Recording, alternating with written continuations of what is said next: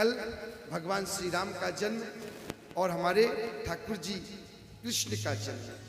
सुखदेव महाराज राजा परीक्षित को कथा में श्रवण कराएं कि राजन 24 अवतारों में से एक वामन अवतार की कथा बड़ी सुंदर कथा है, आप श्रवण करेंगे। जब समुद्र मंथन में 14 रत्न उत्पन्न हुआ, देवताओं को बाहर निकालने के लिए माता अदिति वामन भगवान को जन्म देती है। राजा बलि यज्ञ कर रहे थे, राजा बलि के द्वार पर वामन भगवान कितने उंगल के, वामन उंगल के भगवान पहुंचे। ब्रज में आकर के हमेशा दान करना चाहिए कि नहीं, हमेशा दान पुण्य। तो जब ब्राह्मण देवता आए तो देखिए कितने अच्छे ब्राह्मण थे वामन भगवान। जब राजा बलि को पता चला कि मेरे द्वार में कोई ब्राह्मण आया है, देवता आए हैं, ब्राह्मण के स्वरूप आए हैं, तो दौड़ करके जाने लगे। शुक्राचार्य मना करने लगे कि आपका ये अश्वमेध यज्ञ जो है ना निष्फल हो जाएगा, हाँ निष्फल हो जाएगा ना। बोले कि ना, मेरे द्वार में ब्राह्मण देवता है, कोई ब्राह्मण संत आपके द्वार आ जाए तो समझ लीजिए भगवान के स्वरूप आ गया है, ईश्वर के स्वरूप आ गया है। किस रूप में आपके द्वार भगवान आ जाए कुछ नहीं पता। इतने सुंदर मेरे ठाकुर जी, मेरे गोविंद वामन के रूप में देने लगे। राजा बलि क्या चाहिए? बोले मुझे तो केवल 3 पग भूमि चाहिए। बोले आप क्या मांग रहे हैं, 3 पग भूमि मांग रहे हैं आप दान? अरे मांगते सोना चांदी घर। बोले ना ना ना, मुझे तो केवल 3 पग भूमि दान चाहिए। शुक्राचार्य जी सब सोचने लगे ये कौन है, मात्र 3 पग।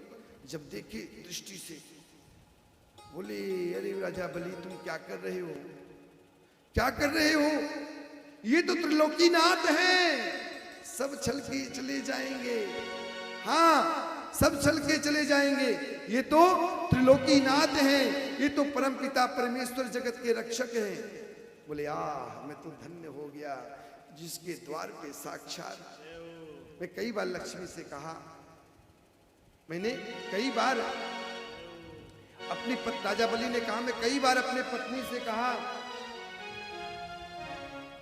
कई बार मैंने अपने पत्नी से कहा कि मुझे भगवान विष्णु जी का दर्शन करना, तो मैं धन्य हो गया। आप मांगिए, आप संकल्प लीजिए।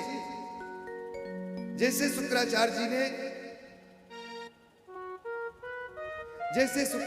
ने रोकने लगे कि अरे आप क्या कर रहे हैं राजा बलि, ये तो सब कुछ छल के ले जाएंगे 3 पग में। बोले ना, आप संकल्प कराइए। जैसे संकल्प करने लगे, विष्णु विष्णु विष्णु द्वितीय पदार्थे श्री से 12 कल्पे जम्बूद्वीपे भारत खंडे आर्या वर्तकई देशांतर्गते कलयुगे। और जैसे संकल्प किए तो टोटी में क्या बनकर रख के आगे शुक्राचार्य जी बैठ गए। और जैसे शुक्राचार्य जी बैठे तो भगवान समझ गए एक तिनका पड़ा था, एक आंख फूटी। शुक्राचार्य जी झटपटा के बाहर निकले। भगवान ने कहा भाग जा। शुक्राचार्य जी ने श्राप दे दिया राजा बलि को, या तू हीन हो जा, दलिद्र हो जा, मैं श्राप देता हूं। तू अपने गुरु की आज्ञा नहीं मानी, तुझे मैं श्राप देता हूं। हाँ मैं तुझे श्राप देता हूं, जा मैं तुझे श्राप देता हूं। और वहां से भगवान बोले कि भाग जा, अभी तो एक आंख फूटी है, दूसरी बच्ची कहीं वो भी ना फूट जाए।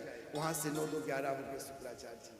अब संकल्प हुआ, दूसरे पग में भगवान धरा को नाप लिए, तीसरे पग पे राजा बलि, प्रथम पग में जो है संपूर्ण आकाश नाप लिए, दूसरे पग में पूरा धरा नाप लिए, तीसरे पग में कुछ नहीं बचा।